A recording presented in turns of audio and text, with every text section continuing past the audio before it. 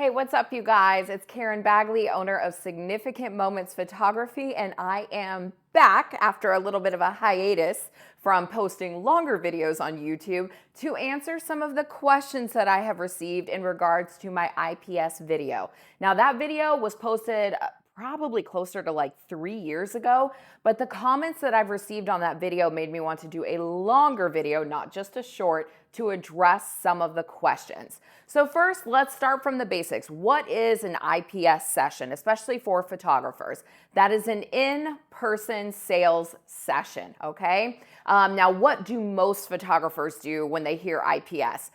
They're either a little timid, they're a little nervous about it, maybe they're kind of wanting to get into doing IPS, or they are entirely frightened to death of IPS and they are still doing what I like to call a shoot and send. When I actually made this video years ago, it was still shoot and burn mentality, but we all know today everything is digital, so it is a shoot and send mentality. And that is where a photographer is going through a session, photographing, and then sending their clients all of the digital files. Now, if you have questions about more, what an IPS session is, please go take a look back through my videos, go find that video, take a look, because this is actually addressing some of the questions in regards to an IPS session. So I know that there are so many photographers out there who are wanting to kind of make the move into doing an IPS session, but there was a lot of people out there who are hesitating for a lot of different reasons. So I wanted to do a video on how to host an IPS session, how to kind of get into it, what to expect. And the reason that I want to go over this with you is because I've been in business this summer. It will be 10 years, a decade long, which is mind-blowing. But I've been in the business for 10 years. I have been an IPS photographer the entire time. Now, before I owned my business, I did what everybody else did, and I was, photographing and giving CDs, back in the days of CDs, mind you. And then, I started at $50, $100, $150, went on from there. But when I actually opened my business, I started as an IPS photographer, and I 100,000% jumped in. And I will tell you now that it is worth it. So the reason why I'm going into these details with you about becoming an IPS photographer is because I have some of the largest sales from being an IPS photographer from a single portrait session. So unlike, wedding photographers or maybe event photographers where they're making, several $1,000 sales for an entire event, I am making $30,000, $40,000, $50,000 on a singular portrait session. No, that is not hype. If you need to see the receipts, I can always do that. But no, after one singular maternity session, one singular motherhood session, one singular underwater session, I am making $15,000, $20,000, $30,000, $40,000 sales. So that's why I want to share this with you, because I literally, again, if you don't know much about my history, travel back through those videos and take a look. But myself and my husband built my business from nothing. We were just a couple of kids. We didn't have 2 pennies to rub together. And we have worked and clawed our way to get to where we are now. It is not just an immediate process. That is something that I want you guys to know when it comes to IPS. There was a time during my IPS journey where my cheapest package back then was $350. So it is a constant work in progress when it comes to your pricing. Your pricing should be a living, breathing document, something that's moving all the time. So don't hear those numbers and then, expect those numbers to come in right out of the gate. That's not how it works. There were times where I was celebrating $500 sales. Then there was a time when I was celebrating $1,000 sales, then $2,000, then $3,500. It's gone up since then, and now I have some of the largest sales for singular portrait sessions. So I want to encourage you that it's possible, first and foremost. Again, that's not to be braggadocious about what I make as a photographer, but instead to encourage you that those numbers and actually making a living from being a photographer is not only possible, but it is possible beyond what you can imagine it to be, right? So let's kind of get into it. How do we host, or how do we kind of get into being an IPS photographer? The first thing that I want to tell you is there's never going to be the perfect time. It's never going to just perfectly line up. The stars are not going to align and it's suddenly going to be just like this magical door that opens to you and you're like, I'm ready. That doesn't happen. I wish it did. You are going to have to literally jump in with both feet. Is it terrifying? Yes. Does it make you want to throw up before your clients come into preview? Yes, it does. I won't lie to you because I think there's enough lying in this industry. I want to be honest with you and I want to tell you what to expect. It is extremely nerve-wracking because that's when other people are coming in and critiquing our work in front of us. So it's very, very stressful. But on the positive side of that, you will never know the capability of your sales unless if you do start to do IPS. That's the important thing there. We want you to get past those, break outside of that comfort zone, if you will. That's what we want you to do. That's what I want you to do, because then you will see your true potential. Now, as I mentioned before, there's nothing wrong with selling digital files, but I want, how do you really know how well your business is going to do if you stay stuck with one thing? So if you're on the cusp of wanting to do IPS and that fear is holding you back, I'm going to tell you right now, you're going to have to just jump in. But I can help you know how to kind of make that jumping in a little bit easier, so that you, if you will, kind of imagine jumping into a crystal clear Caribbean water instead of jumping into the Atlantic Ocean, if you will. So to soften that, let's kind of talk about how to host an IPS session. There's a few things, there was a few comments on the videos of me talking about IPS that had people concerned. So one of them that I want to address was their studio space. It was needing renovations. They felt like it wasn't really, super, super nice to be hosting IPS sessions. And this is where I want to tell you. So again, I've been hosting IPS sessions my entire career once I started my business. And I have hosted my IPS sessions from my home. Now, my husband and I bought our home when we were 18. Well, we had just turned 19 years old. So you can imagine, now granted, I love my home, but it was definitely a fixer-upper, if you will. But after, and I didn't start my business until several years after my husband and I had been married. So I had made some tweaks to our home, but really we didn't have the money back then to fix things up. So I didn't let that stop me though. I always kept everything very organized and very clean, but it wasn't my ideal home, if that makes sense. It wasn't this mansion in Buckhead or in Atlanta with all of this beautiful white furniture and everything set perfectly neat. It wasn't like that. It was very clean and I was very professional when I had my IPS sessions, but it wasn't ideal. So if your location and where you're wanting to host your IPS sessions is what's holding you back, I want to tell you to stop. Stop it right there.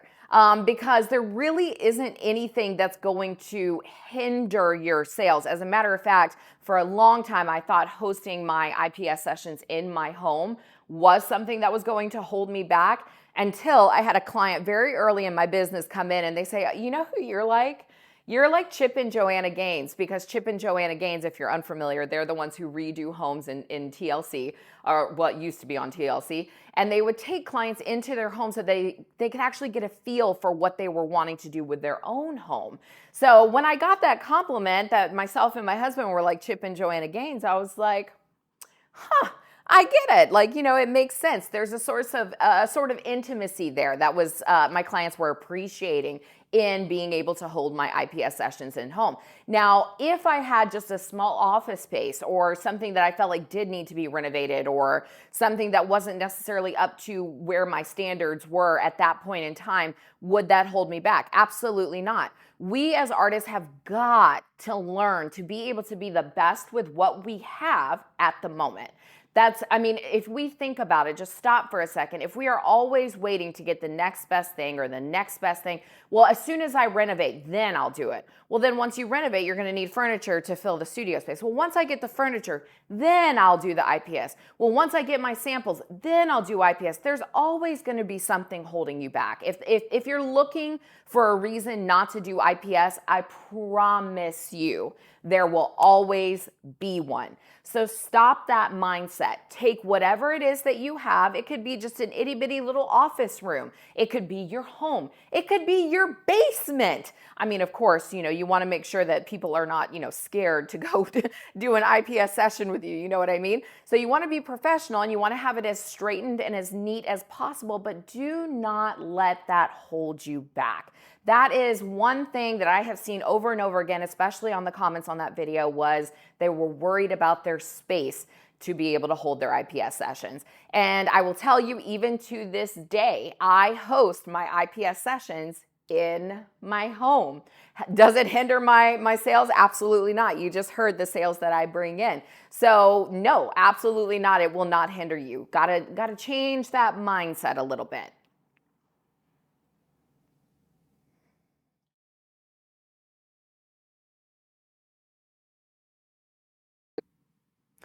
Now, the second thing that I want to talk about is kind of a big one when it comes to pricing, which, by the way, in case you were wondering, to my first point, I don't want to jump around too much, but it was something that I wanted to bring out. A lot of people ask, do I have a studio? I do have a studio. It is in Atlanta, Georgia. And it's perfect for photographing, but it is not really the best setup for having an intimate IPS sales session. I love to have my sessions completely controlled by myself. Now, I know you're probably like, well, why couldn't you control your studio? The thing about my studio is it's kind of like a warehouse. Huge ceilings, it's got sink walls, it's perfect for photographing, but again, it's lacking the intimacy to be able to showcase wall art the way that I want to. So that's why I don't host them in my studio. I host them here in my home. But back to the second point when it comes to pricing. So this was another really big question. When do I show pricing? Do I give pricing to my clients, before their session, after their session? There's something I want to make very, very, very clear when it comes to pricing. You have got to be transparent with your pricing. Say it again, transparent. There is nothing worse, and I will talk about this a little bit more in part 2 when it comes to things we don't want to do when it comes to IPS, but there's nothing worse than feeling like there's a bunch of hidden fees. Just think of ourselves as a consumer. When we get any sort of a price list and then they're like, oh, by the way, the installation is this, and then this is also tacked on, and for me to do this is tacked on. That's so frustrating, and it's a massive turnoff. So when it comes to your pricing, or in my case, because I do IPS with my clients, in my case, they know from moment one what my fees are and what they're going to typically be investing in my artwork. So how it typically works with me, I say typically because there's always, exceptions to the rule. But typically when a client finds me, they fill out a lead form, they have already been on my website. I have starting costs on my website, which the reason why I have starting costs there and not a full list of pricing is a whole nother video. Let me know if that's something you would like for me to talk on. But they already know kind of what the investment's going to be, what things start at, average client spending, things like that. So they're already kind of set. But once they have a phone call and they have to schedule a phone call with me, I go over in detail what my pricing is. Now, here's the kicker, if you will. I'm a little bit different of a photographer. Now, let me explain. I am a very custom full service photographer. So what that means is there is not a single thing that my clients could ask for that I would not do for them. So there are favorite products like acrylics and albums and things like that that my clients are known for getting. But if someone was to come in and they said, I have canvases and they're in this large, golden 5-inch frame, can you do that? The question, there is no question there. Yes, I will absolutely do that for them. Now, it's going to cost a little bit more because that's something custom, but there isn't anything that I don't do. So when it comes to going over my pricing with people, potential clients, if you will, it can be a little more difficult. I want to be as transparent as possible, but I also don't want to overwhelm them when it comes to cost and when it comes to what they can purchase. So basically what I tell them is, this is what our session fee starts at. This is what the average client spends on. These are the top 3 favorite products and what those price points start at. And then of course I always say you do have to understand that we are a custom studio. So if you are wanting to customize anything, the price range can be significant. But I am thorough. I am extremely thorough with what the cost of certain items are, because again, I don't want to be overwhelming, but I also want to be very transparent on what my fees are. So I go over that with them at the very, very beginning, from the very first phone call. And I do have to say, you guys, this is a little besides the point, but it's also something that I feel needs to be mentioned. This is kind of where your brand comes into play. So I have spent my entire career building my brand. When the majority of potential clients find me and call me now, they already know that they're going to make an investment. It's something that's already known. Why? Because I have spent, again, my entire career building my brand, letting people know, hey, people are coming in and they're dropping X amount of dollars. Now, do I come out and say that? Absolutely not. That's not professional. But I show orders that come in. I show the large custom 7-foot wall pieces that I'm installing in the foyer. That's how I let people know my brand. So the majority of people that are calling me likely already know that it's going to be an investment on their part. And yes, I use the word investment. There was a lot of talk about how the word investment is outdated, but that is so not the case, because today's age of people that are coming up, invest in yourself. Invest in yourself. So investing is, and that's truly what it is, it's them investing in their memories. So I encourage you to use that word investment, because you have to remember, anytime you're talking to potential clients, your verbiage has everything to do with your brand. So now that that's kind of covered, I wanted to make sure that that was clear. And it's not that, every single person that calls me knows that there's going to be an investment there. A lot of people still think that they're going to get, a USB or digital files where they just download them for a few $100. And in that circumstance, I educate them. But from the very first phone call, they are educated well on what my cost and my fees are. Then they come and do a meeting with me, which is a pre-session consultation.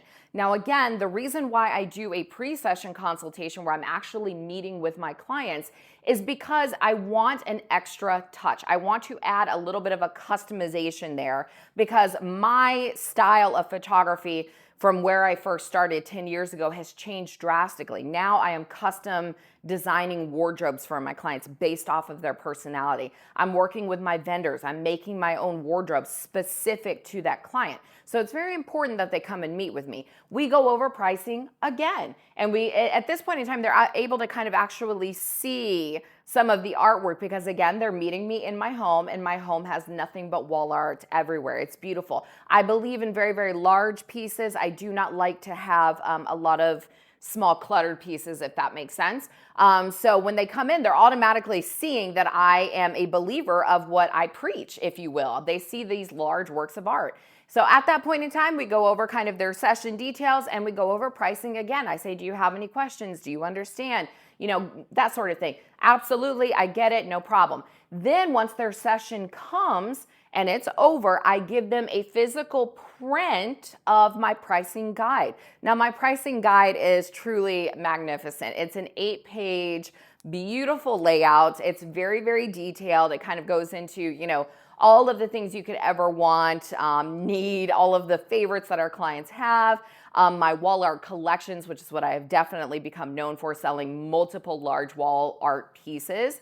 And I send that home with them, and I tell them, take a look through it. If you have any walls that you want to put wall art on, measure them, take a picture. I can show you how they will look on your wall. If you're wondering how I do that, I actually use Fundy Designer so that I can actually show them what their wall art would look like on their wall. Then, of course, guys, don't forget, this whole time they're getting emails about pricing, about understanding the process. They also get a welcome guide at the beginning of their booking that, again, is in print. I snail mail it to them because, again, it's the little details that are helping you build your brand, that are helping you get to these higher sales. It's not just about, boom, I'm going to start IPS and I'm going to pull in 15K. That's not how it works. We have to work on our brand while building our clientele and our pricing. So they're getting emails. They're constantly kind of getting beat over the head with what to expect for pricing. Why? because that builds trust between you and your client because they know you're not trying to hide anything from them. So do not be sneaky with pricing. Be as transparent as possible. I know that that is hard to do on occasion because that fear and that want to like book something so quick, like I'm desperate, I need the money, I've got to book. That is never going to lead to a good experience if you're not being transparent with your clients. It's just not. So be transparent, let them know. So yes, they're getting pricing on the phone. They're getting pricing questions answered at the pre-session. They're getting a physical pricing guide after their session. And then of course, when they come in for their IPS session, what I like to call their preview session, that is when they're going to place the order. So they are very, very, very well prepared.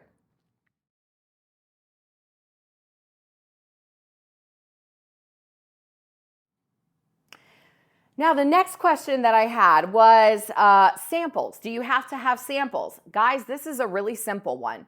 You have to show it to sell it. It's just that simple. If I was to try to describe a very high-end product, let's say a car. Let's say if you've never driven a Mercedes-Benz car, a G-Wagon, for me to describe that to you still would not translate because you couldn't see it and you couldn't drive it yourself. So if you are wanting to sell products, you do have to have them available for your clients to see. Otherwise, they're going to be like, how am I going to invest, even if it's something like $500? How am I going to invest $500 and I don't know what this is. I don't know where my money is going. Now, I will tell you this much, while that can be very daunting because you're like, oh my God, where do I even begin with what to sell? Here's the thing, start small.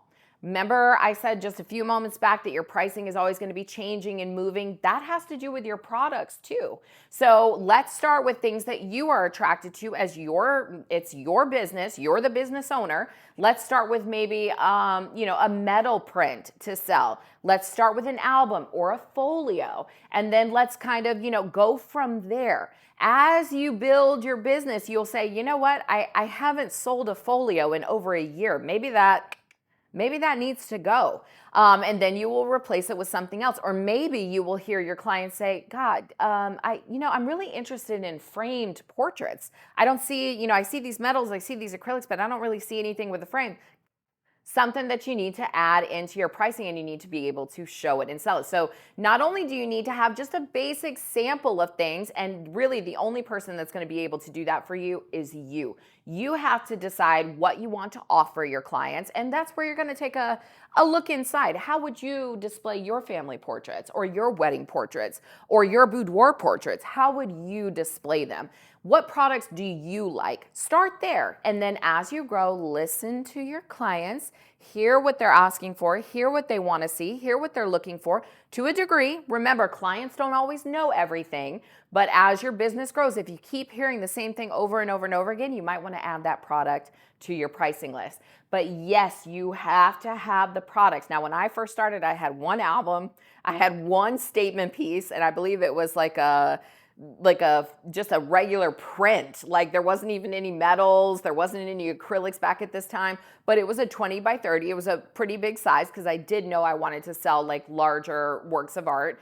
And then I had, like grandparent albums. I never had a folio until maybe 5 years into business, and nobody bought it. Nobody bought the folio. So I kicked that out. I had wood prints at one point in time. I'm in Georgia, based right outside of Atlanta, but there's a lot of lakes. There's Lake Lanier, Lake Altoona, and I was like, oh my God, they might love this and like their cabin feel. Never sold one, so kick that out. But you have to have it to be able to sell it. People cannot appreciate the quality of anything without being able to hold it in their hands. Now, you don't have to start off with having 10 albums and 20 works of art on the wall, but start small. You do have to at least be able to show whatever it is that you're selling.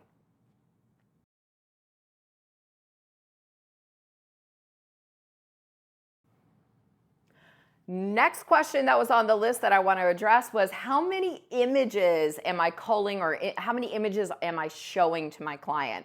And guys, I want to be as transparent as possible.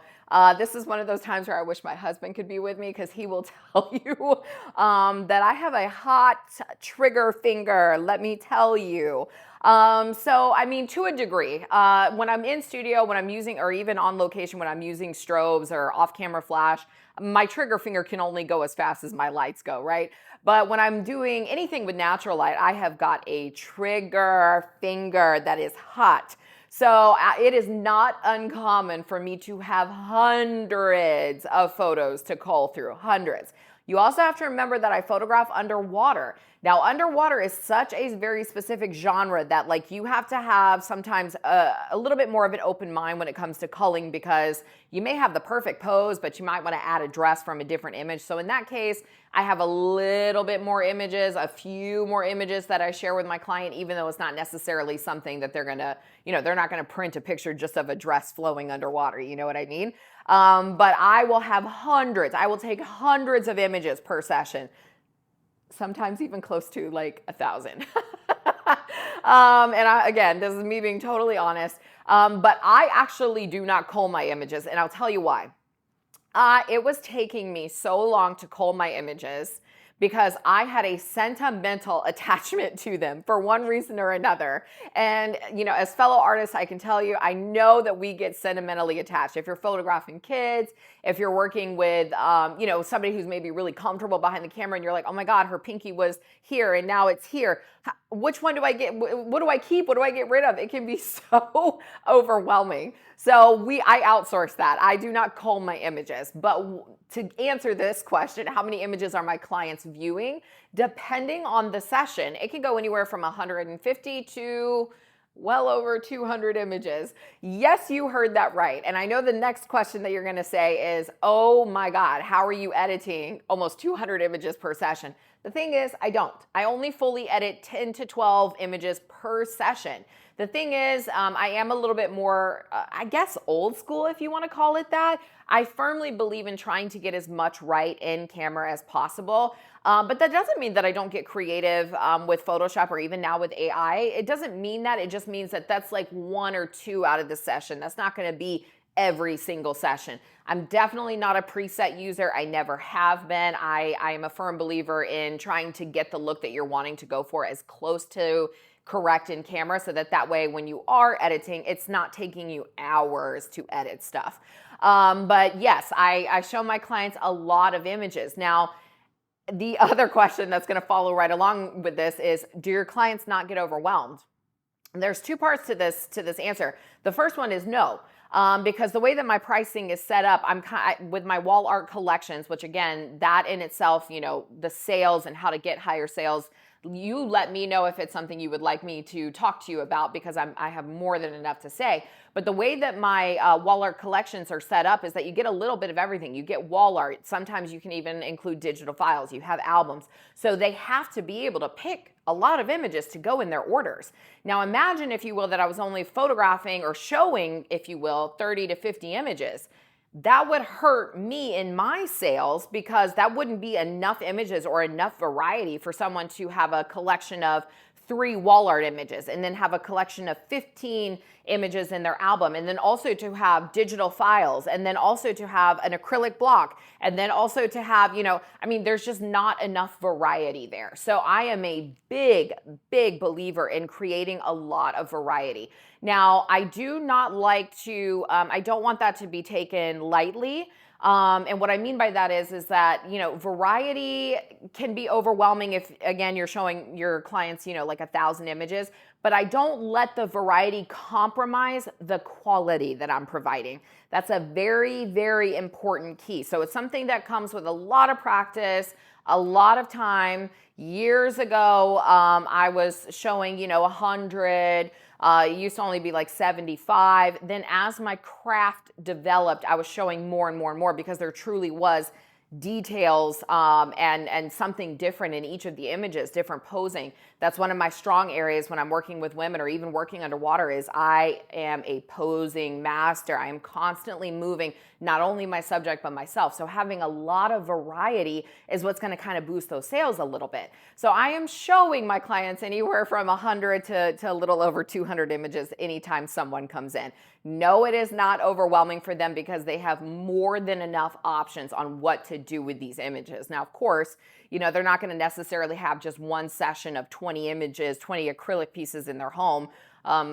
We've done some where they've had like 8 large works of art in their own home, but they also were in a penthouse, and she was like the most eligible bachelorette, and she was kind of feeling herself, and I'm all here for it. But the majority of clients are typically going to do maybe 2, 3, 4 large works of art, but they want albums. And if you are not giving them enough variety, it's going to be really difficult to sell more than 1 or 2 different products to your clients. So I do show quite a few images to my clients, but before I ever get down to the culling process, there are hundreds. So I outsource the culling process, and then once that is done, I go in and I select just like my 10 to 12 that I fully edit. And of course, they're very polished. They look very much so my style, but there's not a huge difference between those and the images that are not raw, but color corrected and things like that from Lightroom. So it's a very seamless process, but I do not worry about overwhelming my clients in any shape or form. I want them to have variety.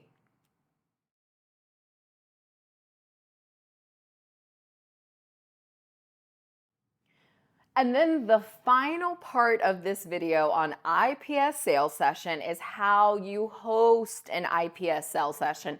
What's the environment like? How are you treating your clients when they come in? So this is where I'm going to give you a little peek into my life and walk you through my IPS sales session so that you kind of get an idea of what to expect.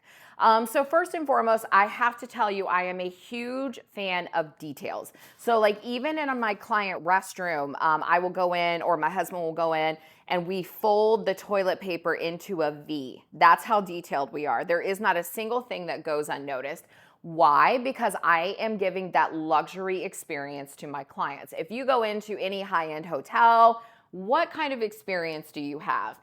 The toilet paper that's folded into a V is always a tall tale sign that they're detail-oriented and they're likely luxury. On top of that, I always greet my clients at the door. So I know when they pull up, I am opening the door, I am welcoming them, I'm asking if there's anything I can help them bring in. And then when they come in, they sit down, they get the waft of whatever candle I have that day. Now, again, because I'm so detail-oriented, you're probably gonna be like, okay, what's the candle have to do with anything? Scents set the scene, you guys. I know this might sound crazy, and I know you're probably gonna be like, typical woman over here, but I'm telling you, scents will set the scene. So I have numerous scents of candles that I have, depending on the client and depending on their energy. So like I mentioned, the most eligible bachelorette, when she came in, I had like a sexy, sensual smell going on because I wanted her to feel herself.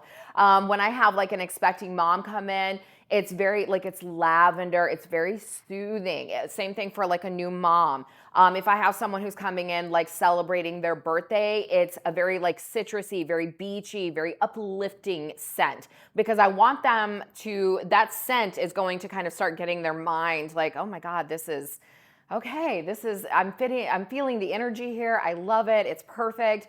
And then that is when I have them sit down. Now, when they sit down, they will have in front of them bottled water. So Fiji is definitely my favorite, but I also have sparkling water too if they prefer sparkling water. I have chocolate covered strawberries. I will tell you this much though, it is important for you to know your clients on a level that you know if they have any allergies. So I ask every single client in my questionnaire what their allergies are so that way I'm preparing for their little snacks and goodies at their pre-session consultation. Not their pre-session, their preview session or IPS session, so that way I'm not causing anyone to have an allergic reaction. That's kind of important. So if someone is allergic to strawberries, I obviously would not have chocolate covered strawberries there. But I always have a cheese, a meat, unless if it's an expecting mom, then of course those things are marked off the list. I have a pastry, I have a sweet, and then I will have a fruit. Again, depending on the client will depend on what I have, but that's typically what I have. Then of course, you know, if it's a new mom who has had her baby, or a birthday, or just a woman celebrating a milestone, whatever the case may be, I'll have champagne. If it's an expecting mom who's pregnant at the time, then I will have bubbling grape juice. So again, details, guys, it's in the details. Now, all of this, might I add, is elevating your brand. But what I really want from my clients to feel is like they're at home, like I want them to feel comfortable.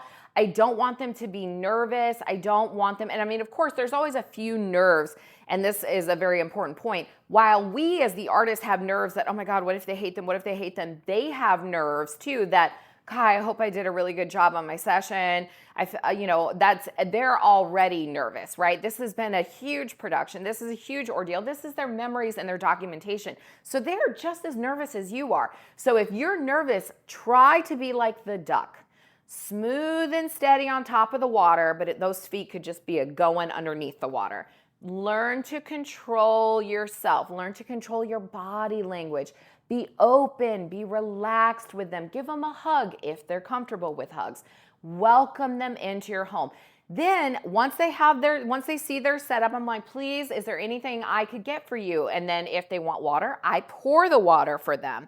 If they want an alcoholic beverage, I pour the beverage for them. And they're always like, oh my God, this is so nice.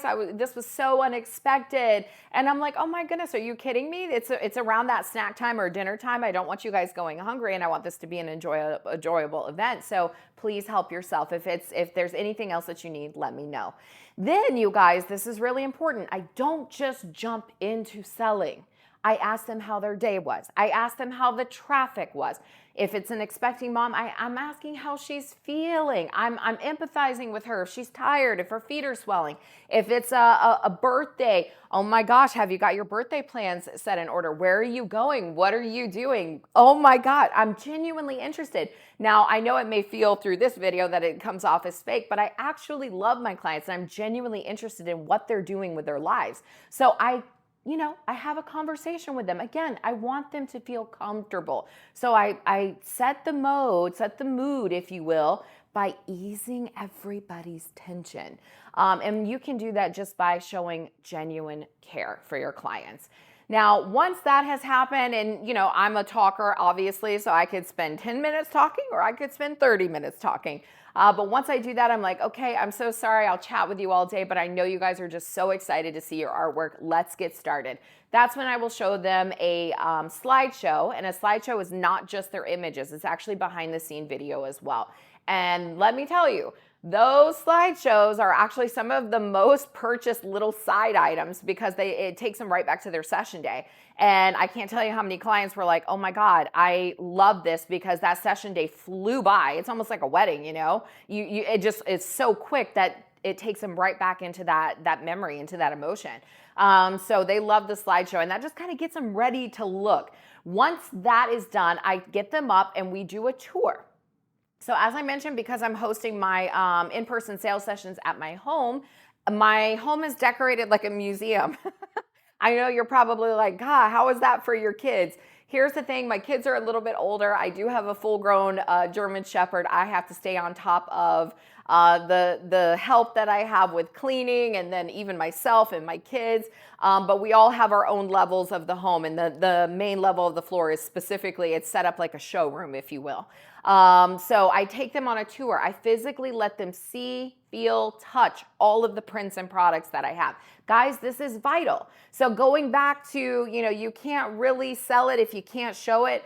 This right here made all of the difference in my sales, going from $1,200, $1,500 to $4,000, $5,000, $6,000 and up. Being able to actually hand the product that they're interested in, or for them to be able to see it on the wall. I have designed wall art collections. It's not just one piece. It's not just two pieces. It's multiple pieces come together from your session, and they can see that. They can see what it looks like on the wall, and that is just so refreshing for them to be able to see it live in action in a home. So once we do that tour, they come, they sit back down, and that's when we go through their images. Now, guys, this is where I make it clear, because going back to, I don't want to overwhelm my clients because they do have a lot of images. I prepare them in advance. I always say, hey, this is the amount of images that we went through. And they're always like, oh my God, how am I going to choose? And I say, well, that's what I'm here for. I photograph with a purpose. Some images are going to look better in an album. Some are going to look better in wall art. That's what I'm here for. But I tell them, do not get focused so strongly on the image previewing, because all I need to know that day is what exactly they want to purchase. Now, again, that would be a lot of pressure to put on somebody if I didn't tell them pricing until right after the session. So again, they've known pricing all along. So they already kind of have in their mind what they want to do. It's just a matter of piecing two and two together. Now that they've seen their images with, okay, this is what I wanted, but I may have to tweak it a little bit because I don't want, as many, I don't necessarily want an album. I prefer wall art or whatever the case may be. So now that they're going through them, they're just doing a quick preview. They're not loving anything. They're not favoriting anything through my proof share. They're not doing any of that. They're just doing, tapping, zooming, kind of going through, and they're like, oh my God, I'm obsessed. And they always ask me, do I need to select the images now? And you know what my answer is? No. Karen, why did you do that? Well, because what I found was, because it is in my home and because I do make my clients feel very comfortable, they would get so comfortable that they would spend hours here. Now, of course, the busier my schedule got, I just couldn't accommodate for that. So I have my preview sessions to be about an hour and a half to maybe 2 hours long. And mainly that's because I like to talk. It's not really because of them, it's because of me. But I tell my clients, you do not have to narrow down your images today. You just have to select what you want to purchase. Once that's paid for, you are going to get a private gallery sent to you for X amount of days. That always depends on what they purchase.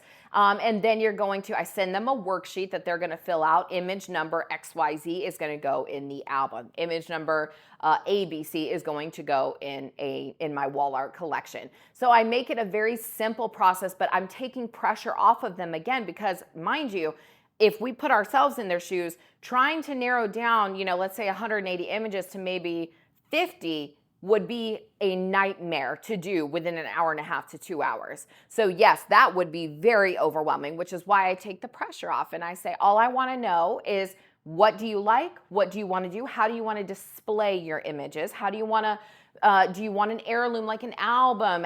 What is it that you're wanting to do? And they'll say, well, this is what I want to do. I will take their credit card information, swipe, and then the very next day they're going to get their gallery, they're going to get a worksheet. And then of course I touch base with them every couple of days to say, hey, how's it going? Do you need any help? And then, it's about 50-50 where clients will be like, I can't tell if I want this image here or this image here. And I call them up and I say, this one goes here and this one goes here. Why? Because I am the artist and I know what's going to look best in what products. So that's exactly what I do. So the process itself, just to kind of go back over everything, I want everyone to be very comfortable coming to me. I want to build trust with my client. I'm going to answer their questions. I'm going to not hide anything back. If I know that they're looking to buy something that they're not going to get any use out of, I will tell them. But I'm also not going to do anything negative, which we will talk about in part 2. So I keep it very, very energetic and very light. And mainly I want them to feel like they're part of the family. And that's why my clients and I have such amazing relationships, because that is what they end up feeling like. So I hope that this has helped you and answered some of those questions about how to get into being an IPS photographer, how to get started with showing samples, how many images to show. But I want to remind you, you are still the captain of your ship. I can give you a blueprint, but you yourself as the business owner are going to have to say, you know what, I need to create some stairs here and maybe knock out a wall here. I want you to have the blueprint, but I don't want you to necessarily copy everything, because you are your own business. So remember that. And again, if there's anything else that you guys want to see, hear, learn about when it comes to this stuff, drop me a comment and I will get it covered.